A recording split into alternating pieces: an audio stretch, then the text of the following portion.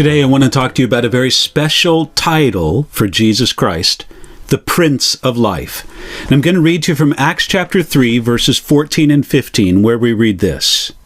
Peter is preaching to the crowd there gathered on the Temple Mount, and he says this, again, Acts chapter 3, verse 14.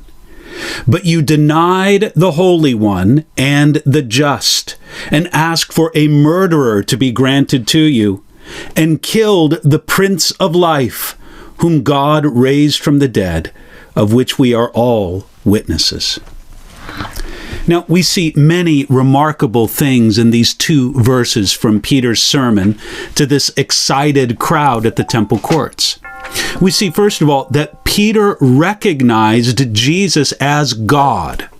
When Peter referred to Jesus as the Holy One, it's right there in verse 14, it was a way for Peter to exalt Jesus as God. That term, Holy One, is used more than 40 times in the Old Testament. It is a high and glorious title for Yahweh, the covenant God of Israel. Secondly, we see that Peter boldly told his hearers of their sin. Peter told them that they rejected Jesus, but asked for a murderer to be granted to them. One of the ironies of the crucifixion of Jesus is that while the crowd rejected Jesus, they also embraced a criminal and a murderer named Barabbas. You can find that in Luke chapter 23 or John chapter 18. Peter boldly confronted this audience with that sin. Thirdly, we see that Peter made his preaching personal.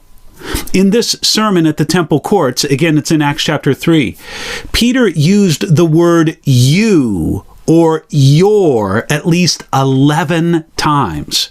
He wanted his message to hit home in a personal way, and he wasn't afraid to make his appeal directly to everyone. Fourth, we see that Peter knew that Jesus was the Prince of Life. What a wonderful title for our Savior there in Acts chapter 3, verse 15. Only does Jesus receive this glorious title. It means that Jesus himself is the authority, is the ruler over all life. He is the Prince of Life. And that is a wonderful truth for us to proclaim.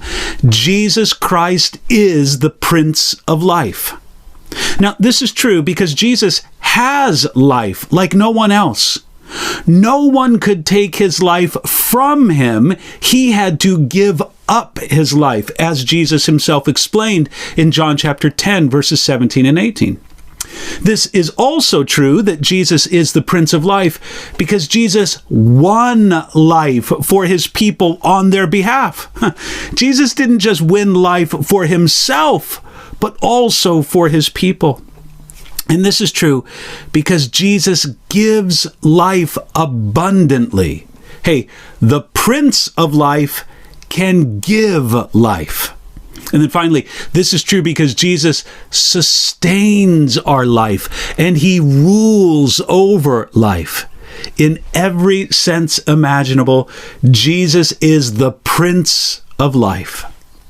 Now, consider the hard truth that Peter confronted his listeners with, that they killed the Prince of Life. In one aspect, this is an outrage, killing the one who is the author and ruler of life itself. But on the other hand, this is an impossibility, because what can death possibly do to the Prince of Life? He who rules over life can never be harmed by death.